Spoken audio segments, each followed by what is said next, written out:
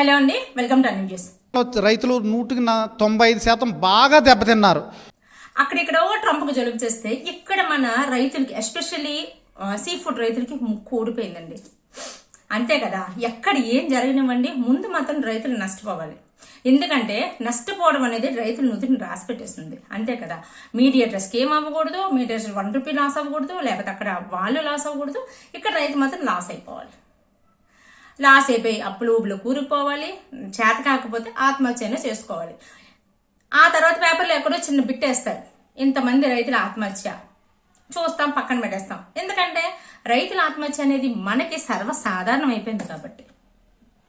Social media తలుచుకుంటే ఏదైనా చేయగలదు, ఎలాంటి మార్పునైనా తీసుకురాగలదు.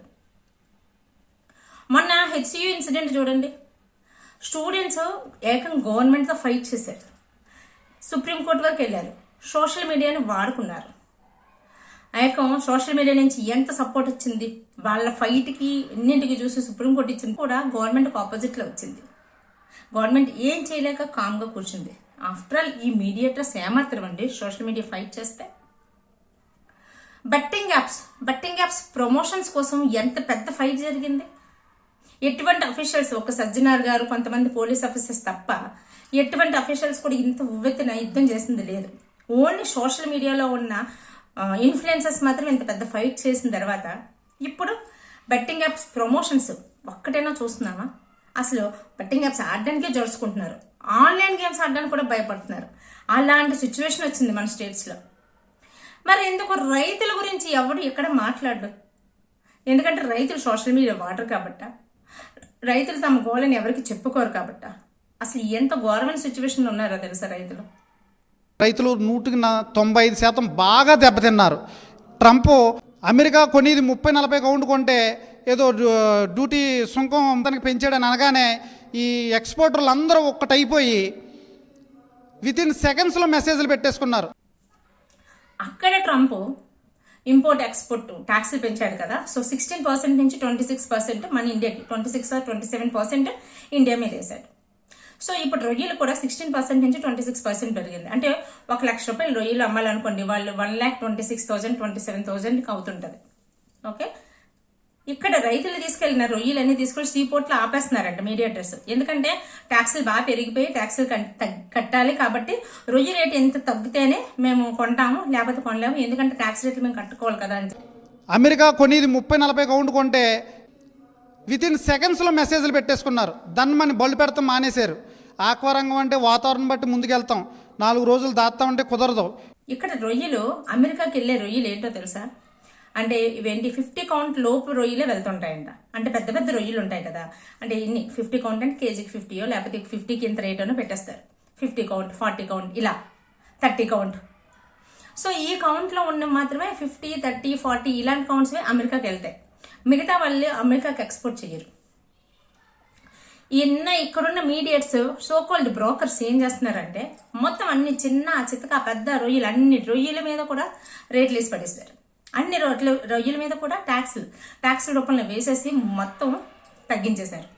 కేజీ ₹250 ఉండేది కేజీ ₹210 పడేస్తారు. ఎక్కడ తట్టుకుంటాడండి రైతు? ఎక్కడ తట్టుకుంటాడు చెప్పండి? సో వాళ్ళకి ఏంటంటే అక్కడ రైతు నష్టపోయాలి, లేకపోతే కొనమని చెప్పేస్తున్నారు. ఏం చేయాలో అర్థం కాక ఆ రొయ్యల గొడవలను ఎంతకాలం ఉంచుకుంటారు? వాళ్ళు పెట్టిన పెట్టుబడులు కూడా రావట్లేదు. అసలే అంతంత మాత్రం వెళ్తుందంట రొయ్యల బిజినెస్. ఆ ఫీడ్స్ రేట్లు బాగా పెంచేసి రొయ్యలు పెట్టే ఫుడ్ సీడ్స్ ఉంటాయి కదా, చిన్న చిన్న ఫుడ్, ఆ రేట్లే విపరీతంగా పెరిగిపోతే ఈ మధ్యకాలంలో ఆ రేట్లు తగ్గించండి, మేము తట్టుకోలేకపోతున్నామని దాని మీద ఫైట్ చేస్తుంటే ఇప్పుడు వచ్చి వీళ్ళు చేసే పని ఇది. దీనివల్ల అక్కడ రైతులు నష్టపోతారు, ఇక్కడ ట్యాక్సులు పెరిగాయని చెప్పేసి కస్టమర్, అంటే మనలాంటి కొనుక్కున్న వాళ్ళకు కూడా ఎక్కువ రేటు పెట్టి అమ్ముతాడు.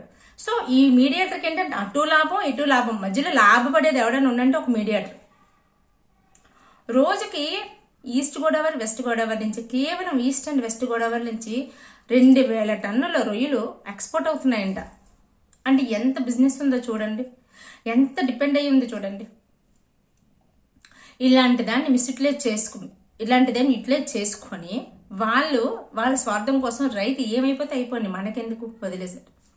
ఏమవుతుందండి, పోతే విలువెళ్ళాడతాడు, అంతకు మించి బాగా నష్టాలు వస్తాయి, అంతకుమించి ఆత్మహత్య చేసుకుంటారు. అంతే కదా.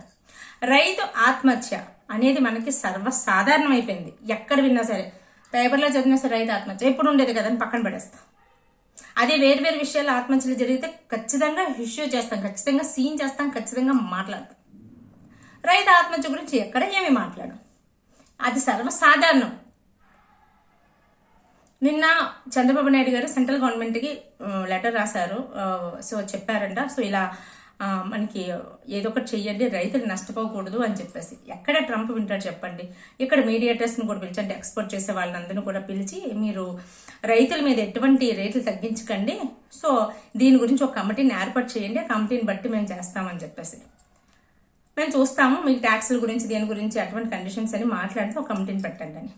ఫస్ట్ ఆఫ్ ఆల్ వాళ్ళకి చెప్పాల్సింది, రైతులు విలువలాడుతుంది ఏంటంటే వాళ్ళకి చెప్పాల్సిందే ఫస్ట్ ఆఫ్ ఆల్ అసలు 50 కౌంట్, 40 కౌంట్, 30 కౌంట్ ఉన్న రొయ్యలు కాకుండా మిగతా రొయ్యల రేట్లు ఎందుకు పెంచారు మీరు? అసలు వీటికి వాటికి సంబంధం ఏముంది?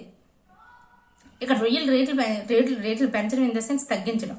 రొయ్యల రేట్లు ఎందుకు తగ్గించేశారు? రొయ్య కాస్ట్ ఎందుకు తగ్గించేశారు? ఇవి తగ్గించేస్తుంటే అక్కడ పెట్టుబడి మీద, రైతు మీద ఎంత ఎఫెక్ట్ పడుతుంది?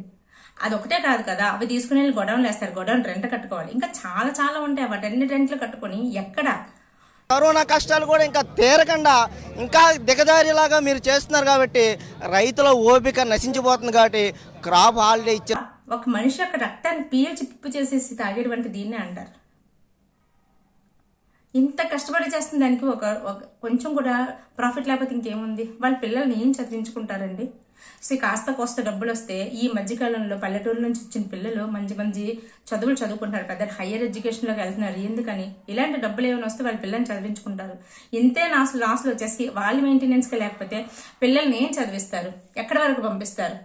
అప్పు చేసి అయితే పంపించలేరు కదా, అక్కడికన్నా అయిపోతుంది. అలాంటప్పుడు ఖచ్చితంగా కాలేజ్ అడ్మిషన్స్ మీద కూడా ఎఫెక్ట్ ఖచ్చితంగా ఉంటుంది ఖచ్చితంగా. లక్షల్లో ఇప్పుడు పిల్లలు అటు ఇటు చదివినా మంచి కాలేజ్లో చదివించాలి అనే ఉద్దేశంతో లక్షల్లో డొనేషన్స్ అయినా మంచి కాలేజ్లో వేద్దామని చెప్పి వేస్తారు. ఇప్పుడు ఎందుకు వేస్తారు? ఖచ్చితంగా ఈ సంవత్సరం కరెక్ట్గా ఇది అకాడమిక్ ఇయర్ స్టార్టింగ్, ఇది కూడా ఎఫెక్ట్ పడుతుంది. అంటే ఇటు మీరు రైతుల జీవితాలే కాదు, అటు స్టూడెంట్స్ లైఫ్, ఫ్యూచర్ జనరేషన్స్ కూడా సర్వనాశనం చేసేస్తున్నారు. కాలేజ్ అకాడమిక్స్ కూడా దెబ్బతింటాయి ఖచ్చితంగా, డెఫినెట్లీ. సో మీ స్వార్థం కోసం, ఓన్లీ మీడియేటర్స్ స్వార్థం కోసం ఒక డీల్ చేసుకొని వాళ్ళతో కూర్చొని మాట్లాడి ఇలాంటి సిచ్యువేషన్ ఉంది, ఎవరు కూడా లాస్ అవ్వకూడదు, ఇలాంటి మినిమం కన్సర్న్ ఎందుకు ఉండట్లేదు మనిషి మీద? మన వాళ్ళే మన వేలుతోనే మన కంటిని పొడి చేస్తుంటే ఇంకేం చెప్పుకోవాలి? ఎవరికని చెప్పుకుంటారు? ట్రంప్ పెంచాడంటే ట్రంప్ని తిట్టుకుంటాం, ట్రంప్ పేరు పెట్టుకొని వీళ్ళు దోచుకుంటే వాళ్ళు ఎక్కడికి వెళ్తారు? మనలో జరుగుతున్న దానికి మనమే ఫైట్ చేయాలంటాను నేను.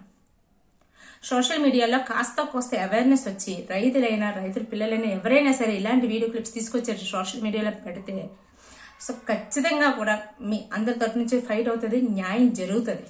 ప్రాసెసింగ్ ప్లాంట్లు అయితే అసలు సరుకే కొనం. అలాగే కొన్ని కంపెనీలు అయితే 50 నుంచి 100 రూపాయలు రేటు తగ్గించి చెప్పటం, వెంటనే రైతులందరూ భయాందోళనలు గురయ్యి, అంటే ఇంతవరకు పండిన పంటను ఏం చేయాలి అంటే, ఒకటి తక్కువ రేటుకు అమ్ముకుంటే లాసు, అసలు సరిగ్గా కొనకపోతే రోడ్ల మీద పోసి ఆత్మహత్యలు చేసుకునే పరిస్థితి.